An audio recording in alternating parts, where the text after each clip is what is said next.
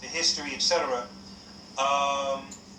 and the wars that took place, the so-called American Revolution with the Albion subjects, so-called English subjects, these individuals, though or despite the fact that they were warring with the Brutish Moors of Brutium, Comasacum Canit, and the Moors, the amalgamated Moors of England, they nonetheless sought assistance from the royals, or the so-called Continental Congress, to construct and sanction what would later become the Declaration of Independence, so-called 1776 era. Now, the royals of the Congress, comprehending well the continental condition and the shifting of the balance of power, despite, again, the Albion conflict with the Brutish, the royals factored into the equation universal and planetary conditions, which then, of course, takes me back to where I started with the whole axis, consciousness, grid shift changes. And I'm going to go into that. What's very interesting about that and the whole magnetic field collapsing, etc., what took place in Atlantis, is that when we look at that in relation to what occurred then and what is expected to occur in the very near future, when you talk about these consciousness axis shift changes, and as I said, going back to the language issue, and one of the reasons why, you know, the ancients dealt with these particular melodic tones, was that of finding evidence of the so-called Christian Columbus land discovery claim of the Americas, unfortunately only to find empirical evidence of the ancient Moorish presence in America. I refer you to Libretto 8, 360 questions to ask a Moorish American. And also, if I'm not mistaken, Libretto 7. So now this brings us to 1795 period. Selim Khan, who was also known as Selim II of the line of Muhammad the Conqueror, known as the most powerful of all the princes of the empire, commanding the two lands and the two seas. Now those two lands and two seas were Galilee and Libya, which, as I said before, known to you as Michigan and Chicago.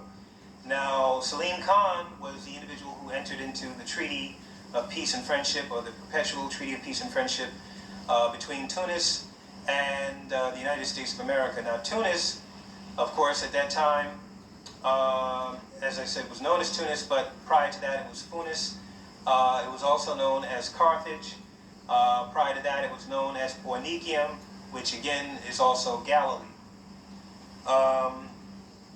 But now, as I said, Selim Khan also ruled the two seas. In addition to these two lands, the two seas were the Adriatic Sea and the Aegean Sea. Now, the Adriatic Sea is Lake Superior, and the Aegean Sea is Lake Michigan. But now, the interesting thing about this is that Selim Khan agreed to enter into this treaty in August of 1797, March 26, 1799, for the simple reason of the bellicose conflicts that were going on in and throughout the Americas at that time, and also, as I said earlier, the fact that the Moorish Navy had fallen on the Sea of Galilee in West Palestine, 1795. So now, what's very interesting about this is that no sooner than this was done, you had the beginning of what became known as the westward expansion of the Europeans, when they started basically bogarting and stealing lands all across the Americas, from Kentucky all the way to California. And the reason why I say from Kentucky to California, because these particular kingdoms, so-called states, were key in this expansion, starting from the Treaty of Greenville in 1795, the 1800 Harrison Land Act, and also the Yazoo Act of 1795. So now the westward expansion lasted all the way until 1890, Christian era. And as I said, the reason why the expansion started had a lot to do with seizing land, but also resources. And one in particular at that time was gold. And the reason why they wanted gold so badly, so desperately, was because their economy, such as it was always in a state of arrest and peril. And the economy and treasury had been seized by the bankers via the Bank of the United States, starting from 1790 during the Alexander Hamilton era, a few years prior to 1795, of course. So via the Bank of the United States, which was the predecessor that laid the foundation or groundwork for what later became the Federal Reserve Bank. But the Bank of the United States, you had the Bank of New York, which was Isaac Roosevelt's baby, who was, of course, the ancestor of Theodore Roosevelt, who came in with the so-called Square Deal. And then you had FDR, Franklin Delano Roosevelt, in 1933, who brought in the New Deal.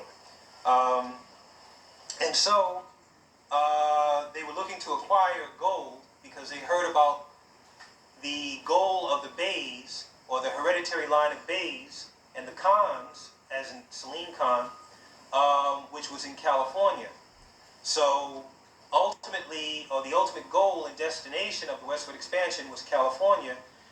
Why is that? Because the name California indicates exactly what was there, because it was Caliph, California.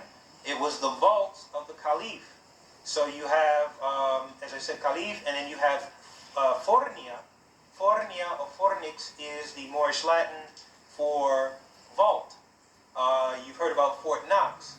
Now, Fort Knox, interestingly enough, is not any one place in particular, because Fort Knox actually means Fornix. Fornix means any vault, anywhere.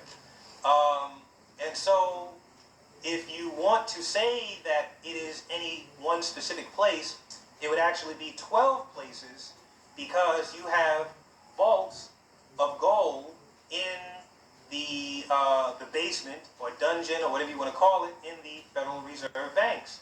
The so-called 12 Federal Reserve banks, you have gold in the Fornix. So anyway, this should give you some indication as to, as I said, the whole California Caliph or vaults of the Caliph thing, and as to why they wanted to desperately acquire this gold.